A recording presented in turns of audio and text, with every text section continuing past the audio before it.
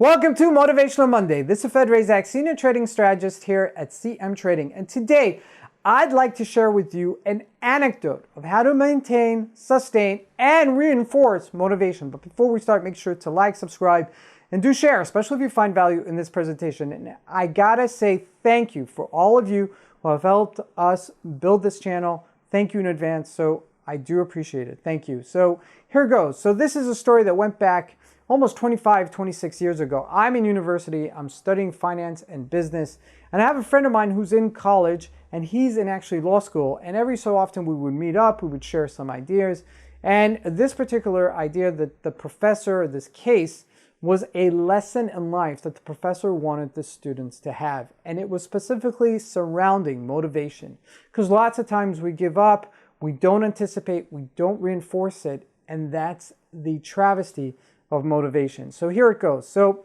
the story is, and the case is really, is that they're studying this case about this really rich kid that finds himself spiraling out of control, really spoiled, gets into drugs, gets into alcohol, gets into the wrong type of people, and is allegedly convicted for murdering a girl.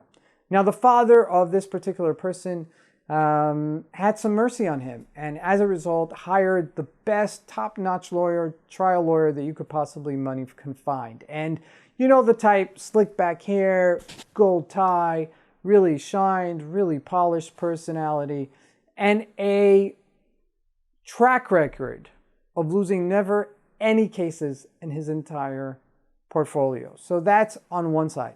On the other side is this prosecutor who's just fresh out of law school, just passed his bar exam, really hasn't done any trial work, and he's green. So you can see the disbalance here. All right, so here comes the trial. So the trial starts, prosecutors making some really valid cases. And this goes from week to week to week to week.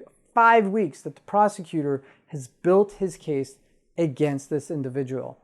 And this entire time, the defendant's lawyer is almost staying still, every so often making an objection, but has not fought any counter arguments towards the prosecutor. And finally, the judge says, okay, so it's your turn, the defending lawyer. Now, what do you have to say for your defendant? So he gets up there and he says, Your Honor, to tell you the truth, my client is charged with this heinous crime of murder. But I got to tell you something. The person you allegedly say that he killed will be walking into this courtroom next Tuesday morning at 9 a.m. Pandemonium in the silence. Pandemonium. Silence again. Pandemonium. Everybody doesn't know what to do with each other. You kidding me? The person that is dead, you're going to say is going to walk through that door?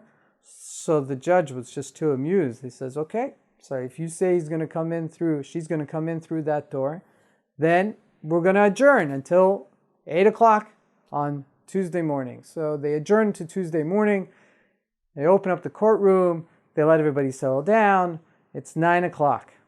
Everybody's head is turned backwards. In the U.S. courts, the doors are in the back, and the plaintiffs and the defendants are sitting in front of the judge in the front.